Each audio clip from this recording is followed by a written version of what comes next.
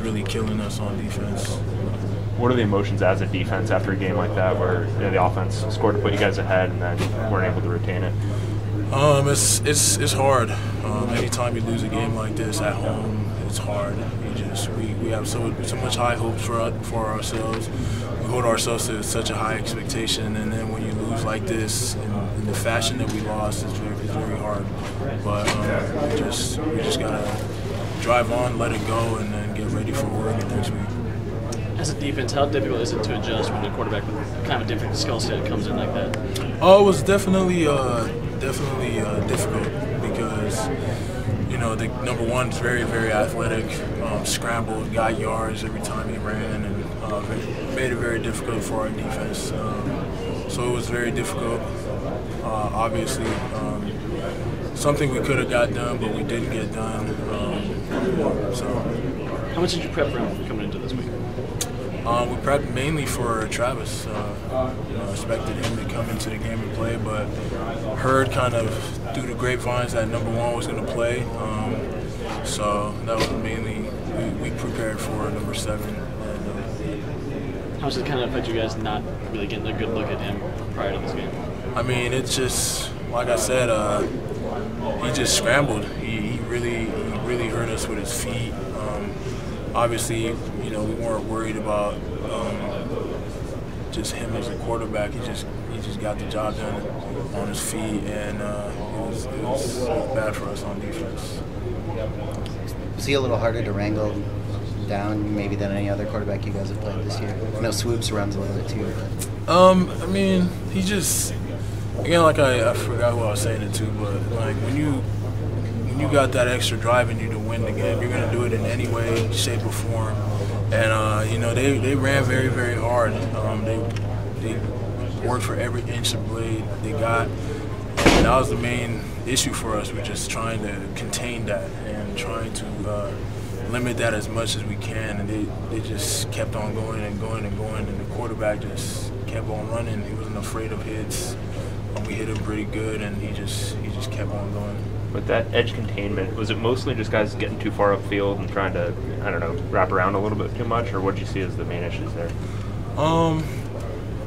I can say on behalf of me, like I know a few times that, you know, as I was rushing the passer, I think there's some lanes I got open on when you're rushing on the edge. And again, like I say, number one, as soon as he saw any open lanes, he took off running, and so it was difficult for us, and you know, that's just on us on defense to fix that next week going into Oregon.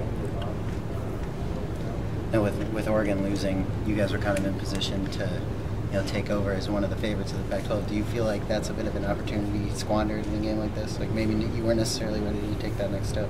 I think honestly, obviously, you know, when you lose a game, you hurt your opportunities to put yourself in a great position. And I think going into Oregon, we have to have a great week of preparation. I think it's going to be a tough one because they're coming off a loss, we're coming off a loss. It's going to be a huge game because there's a lot on the line. But at the end of the day, I think we still can attain a lot of our goals as a team. So as bad as it was today, I think we're in a good. We can really save ourselves by moving forward by taking care of business next week. Does it help a little bit? I mean, you know, that's kind of a cliche, but like everybody lost today. 4 of the top 6 teams lost today. It was like carnage all over college football. But that you can survive a loss and still play for a national title. Yeah, it's just, you know, the way it works this year is crazy. There's a lot of good teams, and every game you have to come into it ready to have a dogfight.